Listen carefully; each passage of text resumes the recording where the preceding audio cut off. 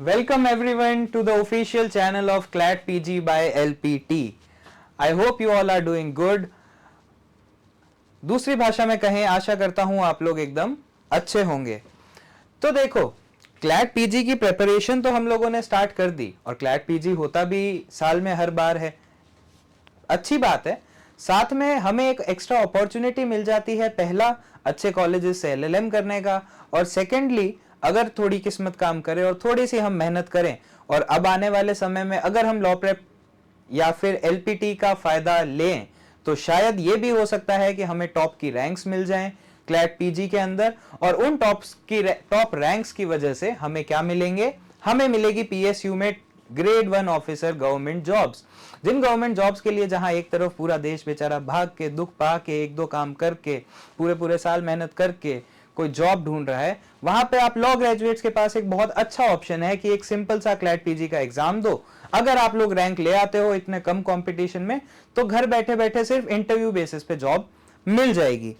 अब ये बात तो समझ आ गई कि क्लैट पीजी जरूरी क्यों है, क्लैट पीजी आप लोगों का फायदा क्या करवाएगा और एलपीटी आप लोगों की क्या मदद करेगा, इसमें भी आपको कोई शक होना नहीं चाहिए। अगर आप एलपीटी के साथ जुड़ जाओगे क्लैट पीजी में तो आपकी जर्नी थोड़ी और ज्यादा स्मूथ, आसान और थोड़ी गारंटीड हो जाएगी। तो अब अपना आज का सेशन शुरू करते हैं। तो देखो, आप में से कितने लोग अवेयर हैं या नहीं, बट एक चीज जो मैं आपको बता दूं, क्लैट पीजी के एग्जाम में द मेजर सेक्शन, क्योंकि कोई भी डिफाइंड सेक्शन नहीं है उस एग्जाम में, सारी चीजें कहीं ना कहीं जो हमारे केस लॉज हैं वहां से आती है। क्लैट के क्वेश्चन बनाने वाले किसी एक अच्छे जजमेंट में से कुछ पार्ट उठाते हैं और उसी के बेसिस पे उसका एप्लीकेशन, उसकी अंडरस्टैंडिंग, उसकी कॉन्सेप्ट वायबिलिटी, इन्हीं सब के बेसिस पे हमसे सवाल पूछे जाते हैं। तो इस बात से हमें यह जरूर समझ आता है कि क्लैट पीजी के लिए जजमेंट्स यानी कि केस लॉज जो हमारी जुडिशियल अथॉरिटीज देती हैं, प्रेसिडेंट्स जो देती हैं, वो कहीं ना कहीं एक बहुत मेजर रोल प्ले करता है। अब नाउ आई अंडरस्टैंड कि हर लॉ के मेजर केस लॉज हमने जरूर पढ़े हैं हमारे अंडर ग्रेजुएट कोर्स में लॉ करते हुए, बट उन्हीं की थोड़ी ज्यादा कंसेप्चुअल क्लैरिटी, उन्हीं की थोड़ी बेटर अंडरस्टैंडिंग, इन्हीं को क्लैट पीजी के अंदर यूज किया जाता है to test our abilities. Now obviously अगर आप लोग एलपीटी के साथ जुड़ते हैं, इस चैनल के साथ जुड़ते हैं, तो आगे जाके हम इन सभी केस लॉज को बहुत डिटेल में पढ़ेंगे। बट टू बिगिन विद, क्योंकि हम ये सेशन अभी स्टार्ट कर रहे हैं और आप लोगों के साथ अब नई जर्नी हम भी स्टार्ट कर रहे हैं, अभी आपको एक चीज जो मैं बताऊंगा वो है कुछ मेजर जजमेंट्स, कुछ 6-7 ऐसे मेजर जजमेंट्स जो कि इतने ज्यादा मेजर हैं किसी सेंस के अंदर कि वो कहीं ना कहीं किसी ना किसी तरीके से हमारे सामने आ ही जाने हैं। मैं फिर आपको एक चीज बता दूं कि जब हम अपनी प्रिपरेशन करेंगे एलपीटी के साथ में इन जजमेंट्स को बहुत डिटेल में, बहुत अच्छी अंडरस्टैंडिंग से समझेंगे। अभी बस एक ब्रीफ ओवरव्यू है कि किस तरीके से बड़े बड़े जजमेंट्स की रेलेवेंस है, कैसे उनकी एप्लीकेशन है और कैसे हमें अपनी ज्यादातर प्रिपरेशन को, ज्यादातर हमारी प्रिपरेशन में लगने वाले समय को जजमेंट्स की तरफ देना चाहिए। विद दिस थॉट चलो शुरू करते हैं अपना आज का कार्यक्रम, जहां पे हम सबसे मेजर कुछ जजमेंट्स जो हमारे इंडियन जुडिशरी के इतिहास में रहे हैं उनको डिस्कस करेंगे। तो पहला जजमेंट जो हम लोग आज डिस्कस करने वाले हैं वो कौन सा है? किसी भी लॉ के स्टूडेंट से अगर आप पूछोगे या किसी से भी लॉ के नहीं, थोड़ा सा भी लॉ के आउटसाइड भी किसी स्टूडेंट से पूछोगे लॉ से रिलेटेड, एक केस का नाम सबको मालूम है, Keshavananda Bharati versus state of Kerala 1973 का the biggest judgment considered. I won't say यही है सबसे बड़ा जजमेंट, बट ये तो हम सब मानते हैं लॉ स्टूडेंट्स की इस केस से ज्यादा वायरल कोई और केस लॉ नहीं है। क्या हुआ था केशवानंद भारती के केस में? केशवानंद भारती के केस के अंदर हमारे संविधान को, हमारे कॉन्स्टिट्यूशन को बदलने की पावर को रोक दिया गया था। ऐसा नहीं है कि यह कहा गया था कि हम संविधान बदल ही नहीं सकते, लेकिन जैसा आप सबको पता है केशवानंद भारती केस के अंदर बेसिक स्ट्रक्चर डॉक्ट्रिन आया था, जिसका मतलब है कि आप संविधान में अमेंडमेंट तो जरूर कर सकते हो, लेकिन एक संविधान का बेसिक स्ट्रक्चर है, एक नॉर्मल बेसिक ढांचा है, उसको कोई भी बदल नहीं सकता। जैसे कॉन्स्टिट्यूशन सबसे सुप्रीम रहेगा, जुडिशियल रिव्यू, सेक्युलरिज्म, फेडरलिज्म, ये सारी जो चीजें हैं ये नहीं बदली जा सकती चाहे कोई कुछ भी कर दे। और तब से ये सबसे लैंडमार्क जजमेंट है जो हमें बताता है कि constitution can not be amended easily when it comes to the basic structure. इस केस का एक और रोल था, इसने गोलकनाथ का जो जजमेंट था उसको ओवर रूल किया और वहां से ये बात आई थी कि फंडामेंटल राइट्स को अमेंड नहीं कर सकते, लेकिन कोर्ट ने केशवानंद भारती में कहा कि बेसिक स्ट्रक्चर्स को हम अमेंड नहीं कर सकते, दैट इज द रूल।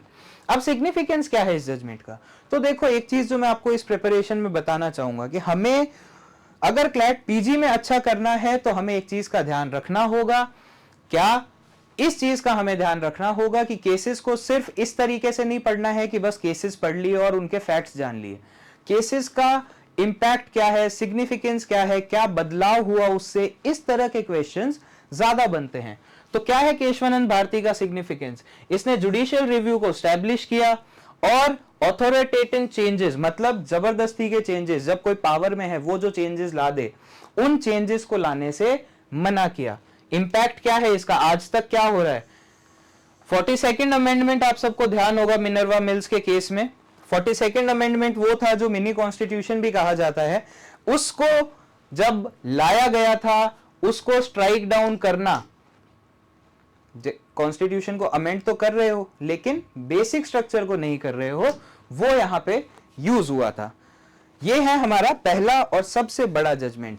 मैं वापस रिपीट करूं, जब हम हमारी एलपीटी में क्लासेस लेंगे बहुत ही ज्यादा डिटेल में हर एक केस को समझेंगे, सिग्निफिकेंस वगैरह, लेकिन इस पेपर के लिए नेसेसरी कैसे है चीजें वो अभी हम डिस्कस कर रहे हैं। अगला केस आता है Maneka Gandhi versus union of India 1978। जैसा आप सब जानते हैं, राइट टू लाइफ हमारे आर्टिकल 21 के थ्रू हमें मिलता है कि हम जैसे जीना चाहें, जैसी पर्सनल लिबर्टी में रहना चाहे रह सकते हैं। ये कहां से आया? ये आया था Maneka Gandhi versus union of India से, जहां पे ड्यू प्रोसेस ऑफ लॉ, मतलब कोई भी ऐसा कानून जो एक इंसान को शांति से जीने से रोकता हो, उसको स्ट्रक डाउन करना, उसको कैंसल आउट करना, ये पावर कोर्ट ने डाल दी थी राइट टू लाइफ में।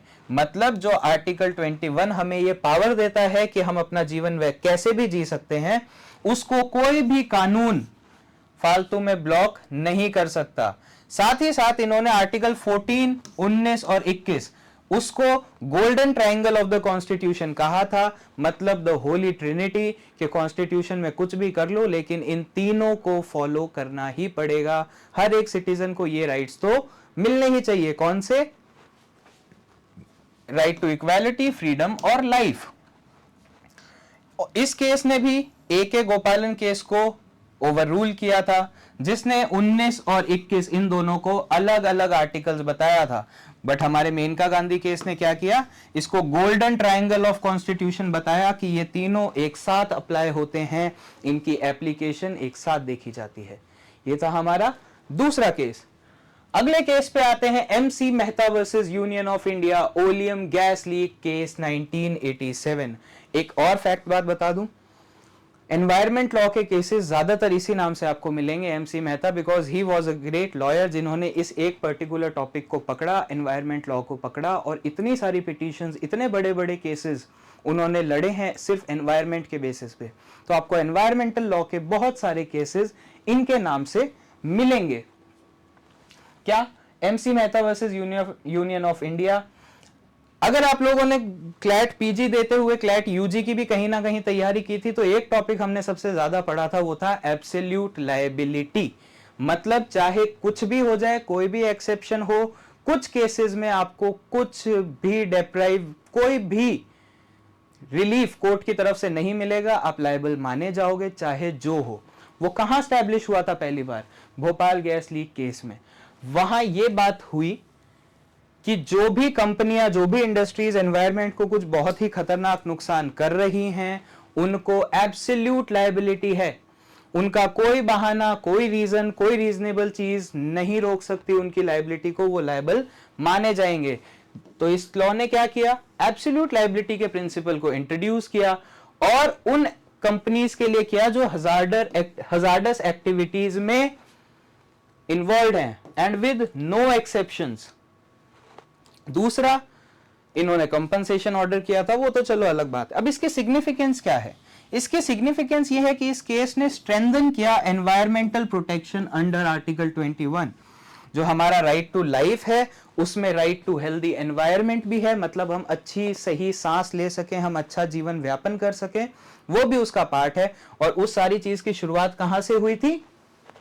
MC Mehta versus union of India 1987 से। साथ ही साथ इसकी वजह से क्या हुआ? पब्लिक लायबिलिटी इंश्योरेंस एक्ट भी बना 1991 का।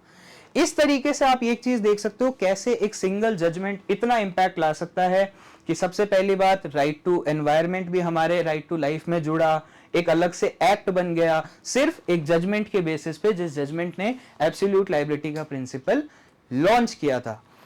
समझने वाली बात यह कि एक जजमेंट का इफेक्ट बहुत ज्यादा हो सकता है और उन्हीं सारे जजमेंट्स के ज्यादा इफेक्ट को ही क्लैट पीजी यूज करता है अपने क्वेश्चंस बनाने के लिए। तो हमें जजमेंट्स को लेके बहुत इंटेलिजेंट समय के साथ होना पड़ेगा। कुछ मदद हम आपकी कर देंगे, कुछ मदद आप खुद अपने आप की कर देना, अपना काम हो जाएगा। अगला क्वेश्चन, अगला केस लॉ जो हमारे सामने आता है वो है Indira Sahni versus union of India. Mandal commission, validity of OBC reservation. हमारे अब तुम अगर एक चीज ध्यान करो तो ये कितने बड़े बड़े मुद्दे हैं। हम चले जाएं, स्टार्ट करते हैं केशवानंद भारती, संविधान बदलने की बात हो रही है। Maneka Gandhi, right to life की बात हो रही है। MC मेहता, हमारे एनवायरमेंट, क्लीन सांस, इनकी बात हो रही है। उसके बाद इंदिरा साहनी, रिजर्वेशन। इतने बड़े बड़े मुद्दों पे सुप्रीम कोर्ट ने इतने अच्छे अच्छे जजमेंट्स दे रखे हैं कि वो आज तक रेलेवेंट हैं, 50-60 साल बाद भी रेलेवेंट हैं। इस केस ने क्या किया था? 27% ओबीसी रिजर्वेशन को वैलिड बताया था, लेकिन पहली बार 50% कैप ऑन टोटल रिजर्वेशंस कि कितने भी रिजर्वेशन दे दो 50% से ज्यादा वो नहीं होंगे। क्रीमी लेयर का कॉन्सेप्ट हटा दिया था। साथ में कोई भी रिजर्वेशन प्रमोशन में नहीं होगा, मतलब आप गवर्नमेंट जॉब में पहुंच तो जाओ रिजर्वेशन के थ्रू, लेकिन वहां पे जब प्रमोशन होगा उसमें रिजर्वेशन का रोल नहीं होगा। ऑल्दो इसको बाद में मॉडिफाई कर दिया गया था, बट इस केस ने ये चीज स्टैब्लिश करी थी। अब वापस सिग्निफिकेंस क्या है, कितना बड़ा है ये केस लॉ? इस केस ने सोशल बैकवर्ड हमारी सोसाइटी में इंट्रोड्यूस किया था कि अच्छा, सोसाइटी में सोशल बैकवर्डनेस भी कोई चीज होती है। साथ में इसका इंपैक्ट तुम देखो, आज तक इंडिया की रिजर्वेशन पॉलिसी, आज तक कहीं पे भी अगर इंडिया की रिजर्वेशन पॉलिसी बन रही है तो उसमें इस जजमेंट को एज अ रोल मॉडल रखा जाता है। The point which I am trying to make to you guys is, be very clear, this paper is all about judgments, the significance of those judgments, the impact of those judgments, and how deep effect a single judgment can make to the constitution or the people of this country. And this is what the examiners of CLAT PG want to test from us. तो I hope आपको ये बात यहाँ तक समझ आ गई होगी। एक आखिरी जजमेंट जो हम देखते हैं वो जजमेंट है Navtej Singh Johar versus union of India. Recent judgment है जहां पे पहली बार डीक्रिमिनलाइज करा था होमोसेक्सुअलिटी को। आर्टिकल 37 सेक्शन 377 है आईपीसी में, जो कि पहले होमोसेक्सुअलिटी क्रिमिनलाइज थी, लेकिन आज के टाइम में उसको डीक्रिमिनलाइज कर दिया। कैसे? इस केस ने decriminalise consensual same sex relation, declaring section 377 unconstitutional, upheld dignity, privacy and equality as fundamental rights। ये तो चलो पहले भी हो चुका है। अब ये लैंडमार्क सिग्निफिकेंट क्यों है? क्योंकि इसने हमारे इंडिया में LGBT राइट्स को इंट्रोड्यूस करा और साथ ही सेम सेक्स मैरिज की बातें जो हमारे देश में आज हो रही हैं कि क्या हमें उन्हें वैलिड मानना चाहिए, उन बातों को सामने रखा। लास्ट जजमेंट जो अभी हम आज में डिस्कस करने वाले हैं, ऑल्दो हम बहुत सारे जजमेंट्स डिस्कस करने वाले हैं, देखो ये तो सिर्फ लैंडमार्क जजमेंट्स हैं। हम इन सबको धीरे धीरे हमारे क्लैट पीजी बाय एलपीटी के जर्नी में पढ़ते जाएंगे, समझते जाएंगे, आपको बताते जाएंगे। पर आज की इस सेशन के लिए हमारा आखिरी केस लॉ है Shayara Bano versus union of India, 2017 का केस है। इस केस के बारे में हम सब बहुत ही ज्यादा एक्टिवली जानते हैं, क्योंकि this was around the time जब हम लोग नए नए इंटरनेट को जानने लगे थे, खबरों को बहुत इजीली एक्सेस करने लगे थे। तो ये केस हमारी मेमोरी में कहीं ना कहीं है। क्या किया था इस केस ने? इंस्टेंट ट्रिपल तलाक को अनकॉन्स्टिट्यूशनल घोषित किया था under right to equality. Equality नहीं है कि आप बस 3 बार तलाक तलाक तलाक बोलो और तलाक हो जाए, इसको अनकॉन्स्टिट्यूशनल डिक्लेयर किया था। साथ में पर्सनल लॉ जो होते हैं किसी भी रिलीजन के, जैसे मुस्लिम लॉ, जैसे किसी भी रिलीजन का Hindu law, Hindu marriage act, मुस्लिम मैरिज एक्ट, ये कैसे होने चाहिए? फंडामेंटल राइट्स के साथ चलते हुए होने चाहिए। अब इसकी सिग्निफिकेंस क्या है? मुस्लिम महिलाओं पे इसकी सिग्निफिकेंस किसी को बताने की भी जरूरत नहीं है। एज अ समाज अगर हमें इसकी सिग्निफिकेंस जाननी है तो वो क्या है? Gender justice in personal laws, मतलब दूसरे जेंडर को अच्छे खासे राइट्स देना ताकि वो अपना जीवन अच्छे से जी पाए। साथ ही साथ इस एक जजमेंट का इंपैक्ट ये है कि Muslim women protection of rights on marriage act 2019 में आया था, जिसके बाद से वुमेन को मुस्लिम मैरिज में और ज्यादा राइट्स मिलने लगे। आई होप आपको इस सेशन में मजा आया होगा। अगले बार फिर मिलते हैं और ज्यादा केस लॉज के साथ, और इस जर्नी में आप लोग जुड़िए, सब्सक्राइब टू आवर चैनल। यहाँ पे आपको क्लैट पीजी की जर्नी में बहुत ही ज्यादा मदद मिलने वाली है। प्रोसेस स्मूथ हो जाएगा, आपका काम आसान हो जाएगा, और सब्सक्राइब करोगे जितने ज्यादा अपने पास कम्युनिटी होगी उतने ही अच्छे आपके टेस्ट हो पाएंगे, उतने ही अच्छे हम मार्किंग्स कर पाएंगे। तो I hope to see you soon again. All the best, good bye.